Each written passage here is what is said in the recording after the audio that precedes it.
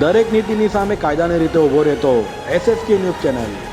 સુરતના અડાજણના હળપતિવાસના લોકો કલાપી ગાર્ડન પાસે શ્રીજીની મૂર્તિ મૂકવાને લઈ રજૂઆત કરવા સાંસદ મુકેશ દલાલના ઘરે પહોંચ્યા હતા। સુરતના અડાજણ હળપતિવાસના લોકો મોટી સંખ્યામાં સાંસદ મુકેશ દલાલને ઘરે રજૂઆત કરવા પહોંચ્યા હતા। અડાજણ 4 રસ્તા કલાપી ગાર્ડન પાસે ગણપતિ મૂકવા બાબતે લાંબા સમયથી વિવાદ ચાલે છે।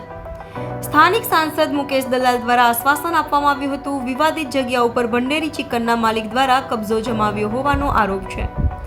ત્યારે હળપતિવાસના મહિલા સહિતના લોકોની ગણપતિ મૂકવા માંગ કરી છે તો 10 દિવસ માટે દબાણ કરેલી જગ્યામાં ગણપતિ મૂકવા માંગ કરી છે। સમગ્ર મામલે મુકેશ દલાલના ઘરે અડાજણ પોલીસ પહોંચી હતી અને મામલો થાળે પાડવાનો પ્રયાસ કર્યો હતો। મારું નામ રવિ છે। હું અડાજણ 4 રસ્તા શ્રમજી કોલોની પર રહું છું।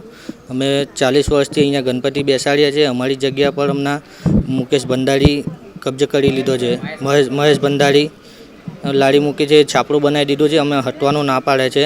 અમે મુકેશભાઈના ઘરે આવ્યા છે તો અમને 10 દિવસ માટે મૂર્તિ મૂકવા દો એ અમારી આશા છે।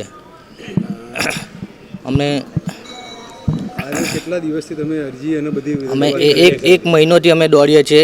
SMCમાં, CR પાટીલ ઓફિસમાં બધે અમે દોડીને બધે અરજી કરી છે પણ હજી સુધી કંઈ નિકાલ આવ્યો નથી।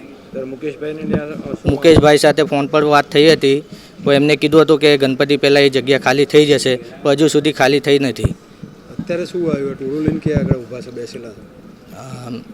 મુકેશભાઈના ઘરે। દરેક નીતિની સામે કાયદાની રીતે ઊભો રહેતો SSK ન્યૂઝ ચેનલ।